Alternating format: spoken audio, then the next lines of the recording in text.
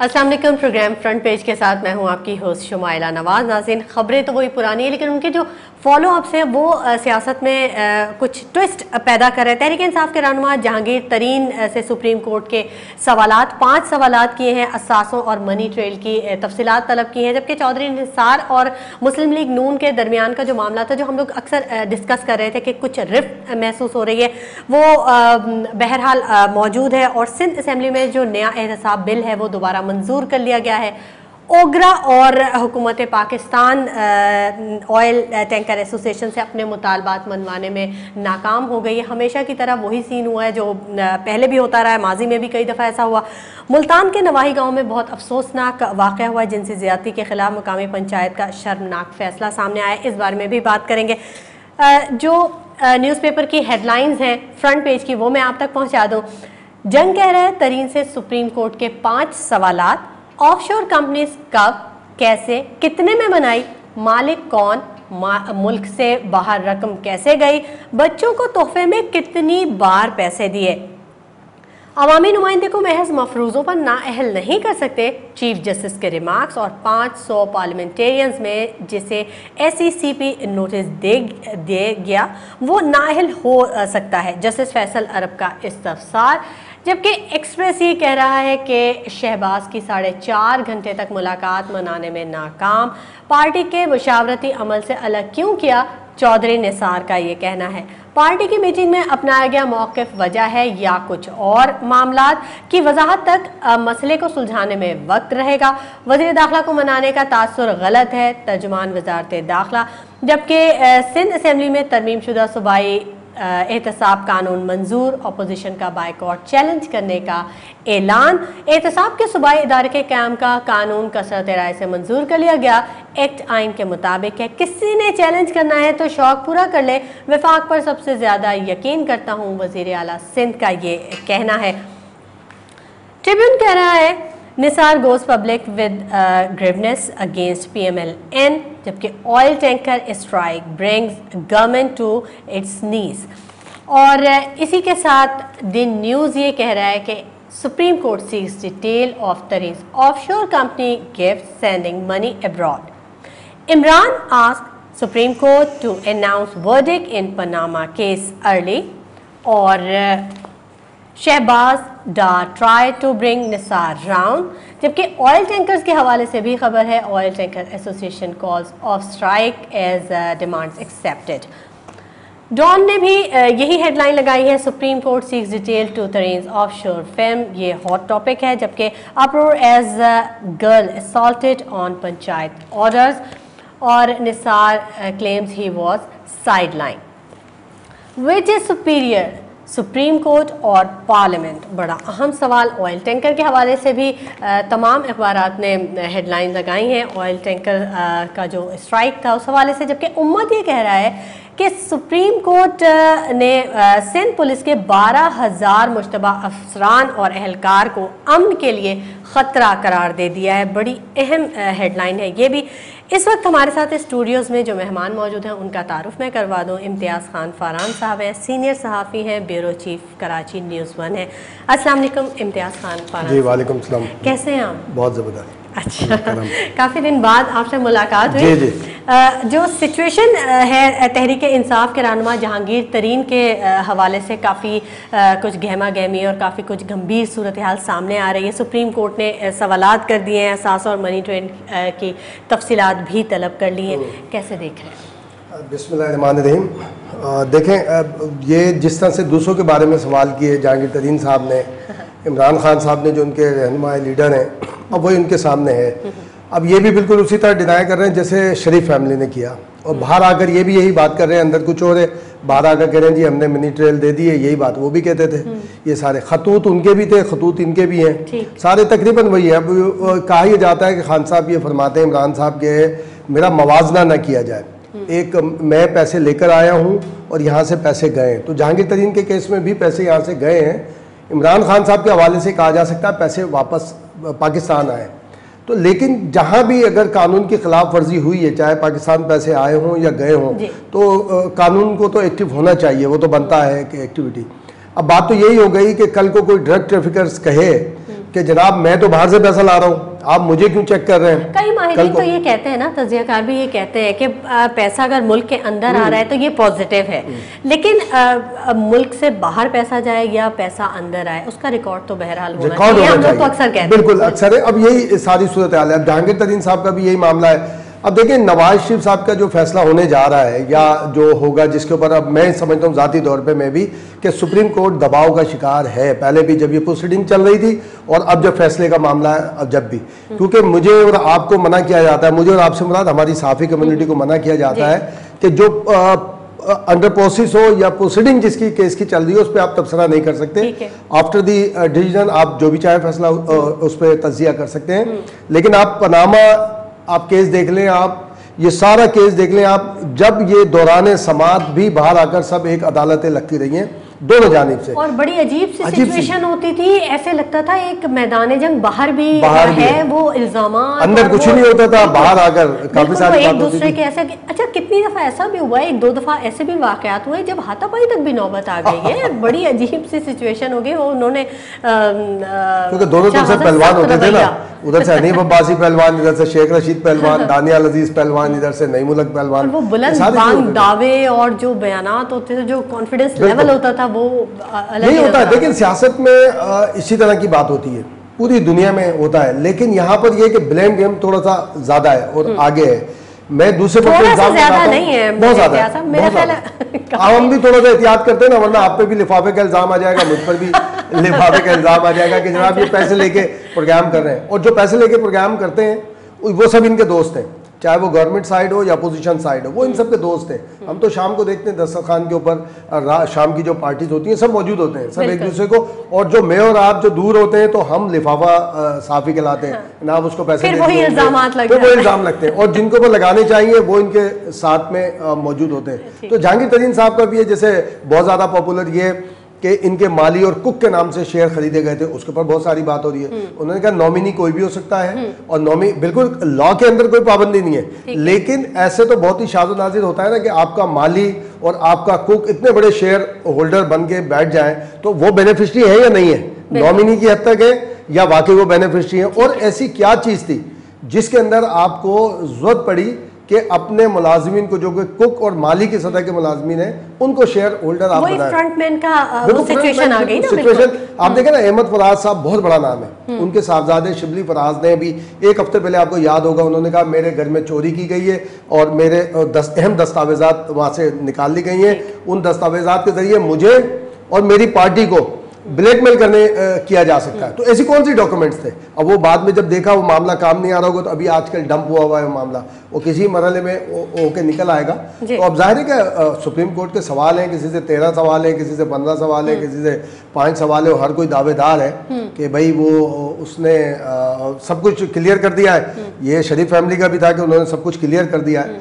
लेकिन मेरा ख्याल है कि हमें तो गुजारिश करनी चाहिए सुप्रीम कोर्ट से और कि आप इस फैसले को रिजर्व ही रखें। अगर आपके फैसले में ये कहीं आ रहा है कि नवाज शरीफ साहब गिल्टी हैं, तो उनको कहा जाए कि आप स्टेप डाउन करें, नहीं तो हम ऑर्डर पास करेंगे आपको स्टेप डाउन करने के लिए। और फिर ये फैसले को रिजर्व करें और जितने करप्ट अनासिर हैं, चाहे पॉलिटिशियंस हैं, पार्लियामेंट के अंदर हो या बाहर बैठे हों, ब्यूरोक्रेट है, चाहे वो सर्विस में हो या रिटायर हो चुके हो, चाहे साफी हो जो मौजूद हो, चाहे जर्नल हो जो रिटायर्ड हो चुके हैं, जो सर्विंग है, जिन पर ब्लेम है, कोई भी नहीं होना चाहिए। सबको बुला लें आप और सबके खिलाफ जो है एक एहतसाब करें और एक साथ फैसले का अनाउंस करें। आप अपना 189 या जो आर्टिकल है उसको रखें, फोर्सेस जो है उनको अपनी मदद के लिए बुलाएं और बोले जी सबके खिलाफ कार्रवाई। ठीक है, हमारे साथ एक कॉलर मौजूद है, उनसे बात कर लेते हैं। जी अस्सलाम वालेकुम। जी, शहबाज बोल रहा हूँ। मैं ये कहना चाहता हूँ, जो हालात नजर आते हैं ये तो पूरा एनआरओ देना चाहिए, क्योंकि चक्कर ये है कि हर बंदा पनामा कामा पता नहीं क्या का मामा में मुब्तला है और हर बंदे को कोई ना कोई बेनिफिट देके आइंदा के लिए कानून बना दिया जाए कि अब कोई बंदा करेगा, इनको भी थोड़े थोड़े जुर्माने किए जाएं, FBR को मजबूत किया जाए, आना जाना लिखा जाए, कौन आ रहा है, कौन जा रहा है, कौन किस मुल्क का शहरी क्या कर रहा है। अच्छा, सियासत की भी एक्चुअली ट्रेनिंग होनी चाहिए कि जो भी सियासत में 6 महीने या साल को उसको पाकिस्तान की तालीम यानी इस्लामियात हर सारे सब्जेक्ट का परफॉर्म, चाहे वो 8वीं पास भी हो ना, उसका एक इम्तिहान हो। ठीक है। ठीक है, बहुत शुक्रिया शहबाज साहब आपके कॉल करने के लिए। अच्छा, एहतसाब का कवानीन तो बहुत ज़्यादा है, वजह क्या होती है? फिर वो उनमें तरमीम कर दी जाती है ना, जहाँ उनको अपना सॉफ्ट कॉर्नर चाहिए होता है उसको तरमीम करके वहाँ अपने हक में कर लेते हैं। तो फिर बात तो फिर वही आ जाती है कि अभी जो है उन्हें हम थोड़ा रिलैक्स कर देते हैं, एक नया कानून लेके आते हैं, और फिर जब दूसरे आएंगे लोग वो फिर करप्शन करेंगे और फिर वो अपने हिसाब से एहतसाब के कवानीन में तरमीम कर लेंगे और अपने हक में कर लेंगे। तो हम तो फिर वहीं के वहीं खड़े हैं। देखिए, हमारे कॉलर ने जो कॉल की ना, इन्होंने एक बहुत अच्छी बुनियादी बात की है कि अभी आप कुछ भी नहीं कर पाएंगे ना, ये वाले फैसले की शोर में सब करप्ट अनासिर दब जाएंगे, क्योंकि हर कोई चाहता है कि एक केस आ जाए अनारकी पहले या आपस में कन्फ्रंटेशन पहले, मजीद एहतसाब ना हो सके। इन्होंने बिल्कुल सही कहा है, सुप्रीम कोर्ट को चाहिए कि वो एक TOR बनाए और TOR बना के पार्लियामेंट में भिजवा दें। जनाब, ये TOR पर आप लेजिस्लेशन कर लें ताकि आइंदा के लिए जो इस किस्म की करप्शन है उसको रोका जा सके, और इसके बाद इनका फैसला बाद में कर लें। लेकिन इन लोगों को तो ना छोड़ा जाए ना। देखिए, जो लोग हैं उनको तो रिलैक्सेशन देने की कतई गुंजाइश वजह ही नहीं है ना, बिल्कुल कतई गुंजाइश नहीं है। लेकिन अगर कोई किसी के पीछे छुपने की कोशिश कर रहा है, देखें जो पनामा लिस्ट आई थी, पनामा ऑफशोर कंपनी को जुर्म नहीं है बनाना, असल ये कि आप मनी ट्रेल शो कर दें तो कोई जुर्म नहीं है। मैं ये समझता हूँ कि पनामा में जो पाकिस्तान में जितना शोर मचा है उसकी वजह से आपको ग्वादर पोर्ट पे बहुत लॉस हुआ है, वरना अरबों डॉलर की इन्वेस्टमेंट आपकी ऑफशोर कंपनीज के जरिए आपके ग्वादर पोर्ट पर हो सकती थी। लेकिन अब पनामा शोर इतना हुआ है, आज तक पनामा के पेपर किसी ने तस्दीक के लिए नहीं भेजे कि आया ये डॉक्यूमेंट सही है। अब अगर हम देखते ये हैं कि जो हमारे पाकिस्तान के अखबारात में या पाकिस्तान के मीडिया में जो खबर आती है, हम उस पर शक शुबे का इजहार करते हैं। जो बैरून मीडिया जो खबर आती है उसको मनोअन हम कहते हैं जी बिल्कुल सही है। तो पनामा भी अभी तक डॉक्यूमेंट किसी ने तस्दीक के लिए नहीं भेजे कि आया ये वाकई है या नहीं। ये तो चूंकि ओन किया शरीफ फैमिली ने कि हाँ ये फ्लैट हमारे थे इसलिए मनी ट्रेल। माजी में एक केस चलता रहा सिरे महल का, मिसाल के तौर पर सिरे महल को ओन ही नहीं किया उसके जिसके खिलाफ। उन्होंने कहा कि जनाब आप पहले ये साबित कर दें कि सिरे महल मेरा है तो फिर मैं आपको आगे बात करूंगा। और जबकि यूसुफ रजा गिलानी की कुर्बानी इसी बुनियाद पर दी गई थी। ये जो एक बहस चल रही है पीपल्स पार्टी के जी हमारे वजीर आजम के लिए डिमांड होती थी, रजाकाराना तौर पे यूसुफ रजा गिलानी ने भी इस्तीफा नहीं दिया था, उसको स्टेप डाउन किया था कंटेम्प्ट के अंदर सुप्रीम कोर्ट ने। इसकी वजह से वो ऑटोमेटिक अपने ओहदे से नायल हो गए थे सारे, और 5 साल की उन पे बाइंडिंग थी। लेकिन सिरे महल उन्होंने चूंकि ऑन नहीं किया इसलिए उन्हें मनी ट्रेल नहीं देनी पड़ी। बाद में सारी चीज सूरत हाल सामने आई कि सिरे महल कैसे सेल आउट हुआ, क्या हुआ, कैसे। तो इसका मतलब ये हुआ कि आइंदा अगर ये भरपूर फैसला ना आया तो आइंदा ये होगा कि हम करप्शन करेंगे, उसको ऑन नहीं करेंगे। ये फ्लैट है, ये गाड़ी है, मैं कहूँगा मेरी नहीं है, पहले साबित कर दो मुझे मेरे ऊपर। ठीक है, इम्तियाज साहब एक कॉलर मौजूद है हमारे साथ, उनसे बात कर लेते हैं। जी अस्सलाम वालेकुम। वालेकुम सलाम जी आपी जान, मैं पनामा के बारे थोड़ी बात करना चाहता हूँ आपके साथ। ठीक है। मैं ये कहता हूँ कि जितने भी ये हैं, जैसे जरदारी साहब हैं, दूसरे नवाज शरीफ है, इमरान खान है, काफ लीग है, मुशर्रफ है, जितने भी ये असफल यार वली है उधर, वो तो कलाबाग डैम नहीं बनने दे रहा। इन सबको पकड़ कर इनका एहतसाब कर कर जितना भी पाकिस्तान का कर्जा है वो सारा उतारें। उसके बाद जितना भी है कि कोई आने वाला कोई भी हुक्मरान IMF से कर्जा नहीं देगा। फिर ठीक है, आपकी बात यकीनन अरबाब इख्तियार तक पहुंचेगी। मजीद भी गुफ्तगू का सिलसिला जारी रखेंगे, लेकिन वक्त हो गया एक छोटे से ब्रेक का। Stay with us.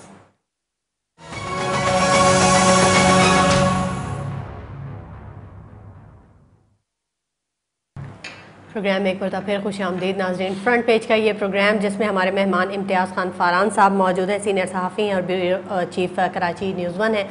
इनसे हम गुफ्तगू का सिलसिला जारी रखे हुए हैं, तज्जिया ले रहे हैं चौधरी निसार और मुस्लिम लीग नून के माबैन दूरियां जो बरकरार हैं। शहबाज शरीफ और डार साहब ने चौधरी निसार को मनाने की बड़ी कोशिश की है और आज फिर मुलाकात है एक और। क्या सिचुएशन बनती हुई देख रहे हैं? चौधरी निसार साहब तो किसी सूरत हाल में मानने के लिए तैयार नहीं है। देखिए, मैं ज़ाती तौर पर समझता हूँ कि ये इख्तिलाफ नहीं है। मैं दो तीन रोज़ पहले मैं इस्लामाबाद में ही था। ये इत्तेहाद है? ये मैं समझता हूँ कि मेरी अपनी जो वहाँ पर बैठ के गुफ्तगू हो रही थी, जो हमारे कुछ दोस्त हैं जो चौधरी निसार साहब के भी कुर्बत रखते हैं और जो फरिश्तों से भी कुर्बत रखते हैं, उनके हवाले से मैं उनकी जो गुफ्तगू थी उसके बाद मैं इस बात पर पहुँचा हूँ कि माजी की तरह एक मरतबा फिर चौधरी निसार ने रेस्क्यू दे दिया है नवाज शरीफ साहब को, और रेस्क्यू का एक सबब बने हैं। क्योंकि अगर ये इख्तलाफ की बात करें तो चौधरी निसार साहब के जिससे इख्तलाफ है मुस्लिम लीग नून में, वो अभी तक कोई गया ही नहीं मिलने के लिए, ना उन्होंने कोई बात की है। ये सारे वो हैं, ख्वाजा साद रफ़ीक हों, शहबाज शरीफ साहब हों, और जो लोग भी गए, ये सारे चौधरी निसार साहब के ज़ाती दोस्त हैं। और चौधरी निसार की नवाज शरीफ साहब के साथ जिस किस्म की दोस्ती है, मैं समझता हूँ उसके बीच में कोई आ नहीं सकता। प्रेस का ये सियासत में हमें नवाबजादा नसरुल्लाह खान साहब जब हयात थे, उन्होंने एक दो बातें बताई थी। उन्होंने कहा कि जब कोई सियासतदान, सीनियर सियासतदान बीमार हो तो इसका मतलब है कि कहीं ना कहीं कोई डायलॉग चल रहा है, उसके लिए उसको टाइम चाहिए, और वो टाइम बीमारी की सूरत में मिल सकता है कि डॉक्टर ने मुलाकातों पे पाबंदी आयद की हुई है, और या फिर लोग उसकी अयादत के लिए आते हैं। जब वो अयादत के बहाने आते हैं तो उसमें मीटिंग्स हो जाती हैं, वो कैमोफ्लेज होता है। फिर उस दौरान भी मैं इस्लामाबाद में था, मैं उस वक्त वहां से गुजर रहा था, मरी जब नवाज शरीफ साहब तशरीफ ले गए थे, और ना सिर्फ नवाज शरीफ साहब गए थे मरी, बल्कि सदर ममनून हुसैन साहब भी वहां पर गए थे, जो हम सब ने खबरें चलाई कि जनाब ये तफरीही मकाम पर, यानी कि उसको हम थोड़ा टोंट भी किया कि कौन मुश्किल में और ये सब वो, लेकिन वहां पर भी बहुत अहम मीटिंग हुई, अहम मुलाकातें हुई। उसके बाद सिनेरियो मैं ये समझता हूँ, हो सकता है मैं तज्जिया थोड़ा सा मैं एनालिसिस में रॉन्ग साइड में उसमें चला गया हूँ, लेकिन मैं समझता हूँ कि वहाँ जाकर और वहाँ सारी सूरत हाल को सेटल डाउन कहीं ना कहीं किया गया है, क्योंकि उसके बाद से पॉलिटिक्स जो है मुस्लिम लीग नून की, उसमें बहुत सारी तब्दीली आई, बेहतरी की तब्दीली आई। हमारे साथ कॉलर मौजूद है, उनसे जान लेते हैं कि वो क्या पूछना चाहेंगे। जी अस्सलाम वालेकुम। वालेकुम अस्सलाम। बात दरअसल ये है कि मैं जाती तौर पे इमरान खान की सियासत से की मुखालफत करता हूँ, लेकिन मैं ये जानता हूँ कोई ईमानदार शख्स है, उसने पैसे कमाए बाहर से और यहाँ लाके पैसा इन्वेस्ट किया। लेकिन ये जो माफिया है, नवाज शरीफ माफिया, जरदारी माफिया, यहाँ से गरीब आवाम के पैसे लूट कर ले गए, वहां पे कंपनियां बनाई और कंपनी लॉस कर रही है, लेकिन फिर भी अरबों डॉलर यहाँ भेज रहे हैं। देखिए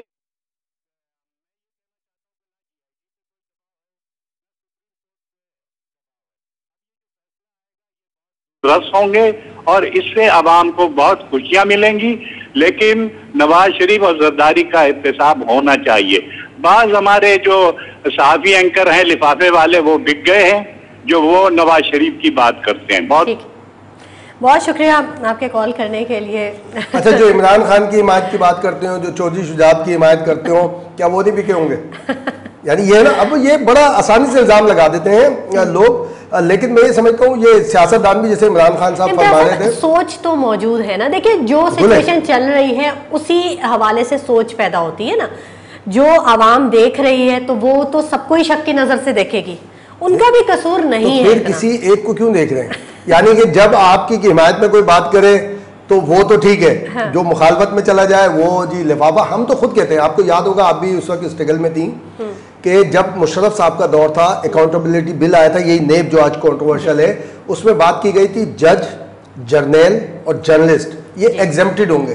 तो ना जज निकले थे ना जर्नल निकले थे, जर्नलिस्ट जरूर निकले थे कि नहीं जी सबसे पहले हमें हमारी अकाउंटेबिलिटी की जाए, हमारा एहतसाब की जाए। आज भी हमारी पूरी कम्युनिटी कहती है कि हमारे अंदर वो माफिया जो मुख्तलिफ नाम रखती है, जो कभी इधर होते हैं कभी उधर होते हैं, जिनकी वजह से कम्युनिटी एक ब्लेम होता है कम्युनिटी के ऊपर, उनका भी एहतसाब करें ना, उनको भी सामने लाए कि जनाब ये इम्तियाज फरहान साहब के पास अगर गाड़ी है तो ये इतनी लग्जरी गाड़ी क्यों है, इतना लग्जरी घर क्यों है, और मेरी आमदनी से उसकी मुताबिकत कर ले। जो नवाज शरीफ या किसी भी सियासतदान के हवाले से हो रही है, किसी ब्यूरोक्रेट के हवाले से हो रही है, उनकी भी अकाउंटेबिलिटी होनी चाहिए। बात यह है कि वो फिर बैठते हैं आमने सामने, हम जैसे आप और हम बैठे हुए 10 बाई 10 के कमरे में और सारी दुनिया में तूफान मचा रहे हैं, ठीक है, सारी चीजें कर रहे हैं। अच्छा इम्तियाज साहब, सिंध असेंबली में तरमीमी एहतसाब बिल दोबारा मंजूर हो गया, अपोजिशन ने वॉकआउट कर दिया है, अदालत जाने का ऐलान भी कर दिया अपोजिशन ने, ये क्या बन रहा है? ये फिर वो एहतजाजी कैफियत फिर से शुरू हो जाती है? मेरे ख्याल है अब ये कोर्ट में ही जाएंगे, और लेकिन चूंकि कल एक कंफ्यूजन है इसमें भी, और उसके बाद भी एक था रिपेल करने का, जो कि जी नेब ऑर्डिनेंस को रिपेल करेंगे, मेरे ख्याल है उससे इज्तिनाब किया है हुकूमत ने, एक हिकमत अमली से काम लेते हुए। सूबाई एहतसाब कमीशन बनाना बिल्कुल हक है सिंध हुकूमत का, बिल्कुल उसी तरह जैसे KPK के अंदर एक सूबाई एहतसाब कमीशन बना हुआ है, उसी तरह सिंध हुकूमत को भी ये राइट है। लेकिन नेब के अगेंस्ट, नेब का जो ऑर्डिनेंस है उसको सस्पेंड करने या उसको ख़त्म करने का इख्तियार सिंध असेंबली के पास नैब किसी सूबे के अंडर में तो नहीं आता? नहीं, वफाक के अंडर में है। वो लॉ भी जो है कौमी असेंबली ने पास किया था, सारी चीजें, वहाँ ऑर्डिनेंस भी जो है मुशर्रफ साहब ने उसको जारी किया था, उसको रिपेल नहीं कर सकती। तो सिंध असेंबली कैसे उसमें तरमीम कर सकती? हाँ, उसमें नहीं कर सकती, अपना एहतसाब कमीशन बना सकती है। तो जो कल जो आया इसकी फॉर्मेशन पूरी एक अब आ जाएगा स्ट्रक्चर उसका, तो ये एहतसाब कमीशन के तौर तो पे बना अपना अगर एहतसाब कमीशन बना रही है, इसका मतलब है कि वो कॉन्फिडेंट नहीं है नैब से। अब ये इसकी पिली ये आती है कि जी 18वीं तरमीम के बाद सूबों को ये इख्तियार हासिल है। तो वो ये कहते हैं कि खैबर पख्तूनख्वा में जहाँ पे तहरीक इंसाफ की हुकूमत है, जमात इस्लामी की हुकूमत है, उसने इसी तरह की लेजिस्लेशन की है, अपना एक सूबाई एहतसाब कमीशन बनाया। जबकि मजे की बात है, बाज दोस्त बात करते हैं ना कि खैबर पख्तूनख्वा में अभी तक सूबाई एहतसाब कमीशन के जो सरबराह ने इस्तीफा दिया, अभी तक दोबारा नहीं आया कोई वहां पर, उस सीट पर कोई नहीं आया। और भी बहुत सारी चीजें और केसेस हैं जो मिनिस्टर साहिबान जिनको यानी कि ओहदे से हटाया गया, करप्शन, उनके भी मुकदमात का कभी सुनते नहीं होंगे आपके, वो चल रहे हैं, चालान कंप्लीट हो गया। ये हम बहुत सारी बातें करते हैं। खुदा न खास्ता आप या मैं ना नवाज शरीफ के खिलाफ है, ना इमरान खान के खिलाफ है, ना हम उसके खिलाफ है जो गलत काम करेगा। तो अगर इमरान खान साहब के बारे में हम ये कहते हैं कि खैबर पख्तूनख्वा में जनाब अली वहाँ एहतसाब कमीशन का कोई सरबराह नहीं है, वहाँ वुज़रा को हटाया जरूर गया करप्शन के, लेकिन उनके खिलाफ प्रोसीडिंग की कोई इत्तला नहीं है। ठीक है, शेरपाव साहब की जो जमात है उसको आपने हटा दिया था, उनके वुज़रा पे करप्शन के चार्जेस लगाए और बहुत बदतरीन चार्जेस लगाए गए। जब जरूरत पड़ी तो आपने उनको अपनी हुकूमत में दोबारा शामिल कर लिया, वहां पर मौजूद है आफ्ताब शेरपाव की पूरी जो जमात है वो मौजूद है, वुज़रा एंजॉय कर रहे हैं। इसको क्या मानी दिया जाए, इसको क्या काम, जब हम और आप कहेंगे, आप देखें ना, आपने कहा कि अहमदपुर शर्किया के अंदर लोग जल गए, वहां पर कोई बर्न हॉस्पिटल नहीं है, हमने तनकीद की हुकूमत के ऊपर, लेकिन पूरे खैबर पख्तूनख्वा में पेशावर में कहीं वो भी बर्न हॉस्पिटल नहीं है, उसके ऊपर बात आती तो है। ये मीडिया पर ये चीजें क्यों नहीं आती, ये केपीके की ये चीजें क्यों नहीं आती मीडिया? देखिए, ये बात इस हद तक सही है कि कहीं ना कहीं जानिबदारी होती है।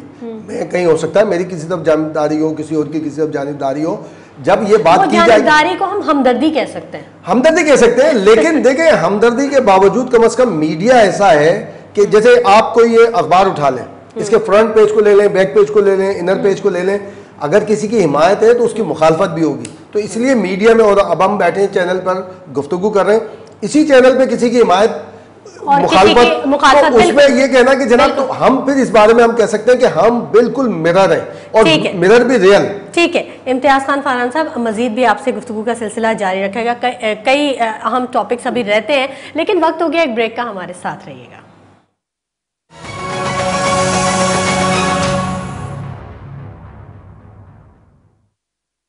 वेलकम बैक नाजरीन, गुफ्तगू के सिलसिले को हम आगे बढ़ाते हैं। इम्तियाज़ खान फरहान साहब हमारे साथ मौजूद है।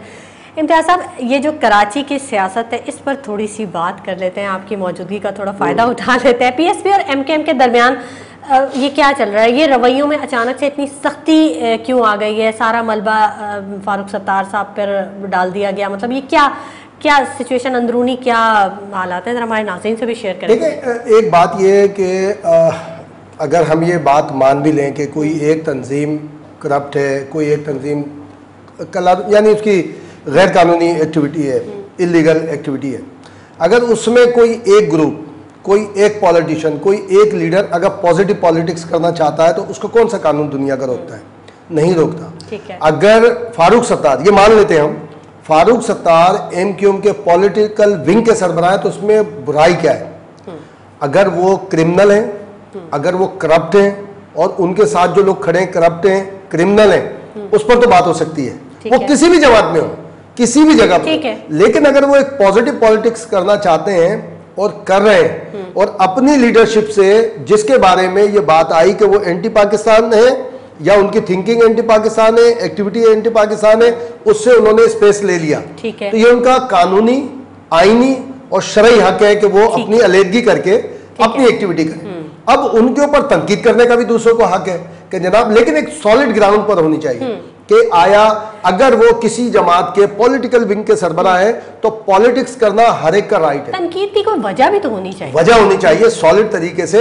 अब एक बात ये आई है जो मुस्तफ़ा कमाल साहब ने की, उनकी अपनी राय है, उन्होंने कहा कि जब तक ये नाम रहेगा तो उस वक्त तक कराची में अमन कायम नहीं। इससे मैं समझता हूँ कि कोई इत्तेफाक नहीं करेगा। उसकी वजह यह है कि वो MQM जिसको आप कहें मुत्तहिदा कौमी मूवमेंट, अपने साबिक लीडर के बावजूद वो MQM ये फारूक सत्तार साहब के नाम रजिस्टर्ड है इलेक्शन कमीशन में, ठीक, और उसकी अगर उन्होंने ओनरशिप प्रैक्टिकली ले ली है, हाँ, तो ये उनका हक बनता है। और तनकीद है, तनकीद करते रहे। ये उन्होंने पहले ही जो प्रेस कॉन्फ्रेंस की थी उसमें उन्होंने ये चीज क्लियर कर दी, बिल्कुल कर दी थी। अब हमें वॉच करना चाहिए, हमें फारूक सत्तार को वॉच करना चाहिए और उनकी पूरी जमात को वॉच करना चाहिए, क्या इनकी एक्टिविटी उनको सपोर्टिंग तो नहीं है, या ये हमारा हक है, सबका हक है। लेकिन सिर्फ इस बुनियाद पर कि जनाब एक तो भाई अगर ये तो जो अलहदा हुआ है, जिसको अलहदा किया है, वो अपने नाम की कोई जमात बना ले। नेगेटिव पोर्शन अलग हो गया है अगर, तो फिर उस पर तनकीद बिल्कुल बनती नहीं है, उनके काम पे बनती है। ठीक है। अब अगर वो फिर नजर आए ऐसी कोई एक्टिविटी करते हुए किसी तरह से,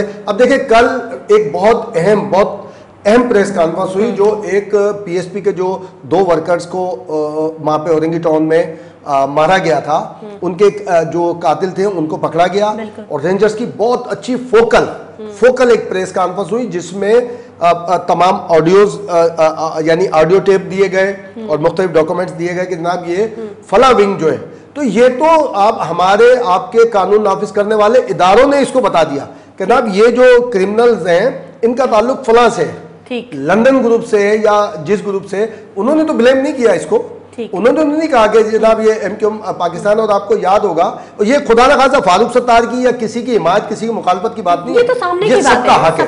इमरान खान साहब को हक है कराची में पूरी तरह पॉलिटिक्स करें, उनको रोका जाता था, मैं और आप तनकीद करते थे जो MQM थी, जनाब ये हक है इमरान खान का, ये हक है जमात इस्लामी का, ये हक है पीपल्स पार्टी का, ये मुस्लिम लीग का हक है कि वो कराची को पूरा पाकिस्तान, और इसी तरह से MQM समेत तमाम जमातों का हक है कि वो पाकिस्तान के किसी भी शहर में जाके एक्टिविटी करें और वहां पे पॉलिटिकल एक्टिविटी करें, और यहाँ पर भी सबका हक है। और एक बड़े उस पर तो हमें एक अपनी तनकीद जरूर करना चाहिए, तनकीद को तज़हीक में तब्दील नहीं करना चाहिए। जब हम तनकीद को तज़हीक में तब्दील कर देते हैं तो वहां पर हम कानून को भी ब्रेक करते हैं और शरीयत के खिलाफ भी बात करते हैं, क्योंकि अल्लाह ताला भी, इंसान सबसे पसंदीदा शख्सियत है अल्लाह ताला के नजदीक। वो कहते हैं कि चेहरा जो इंसान का बनाया है वो अल्लाह ने अपनी पसंद से बनाया, तो तज़हीक ना की जाए, तनकीद की जाए। बिल्कुल। अच्छा, ये जो इतनी बारिशें हुई, इतने नदी नालों के मसाइल चलते रहे, कराची के कचरे का ढेर लगा रहा, अभी भी लगा हुआ है, अभी भी सूरत हाल कुछ ज़्यादा बेहतर नहीं है, ये मेयर कराची कहाँ फरार है? वसीम अख्तर साहब बिल्कुल मंजरनामे से गायब है।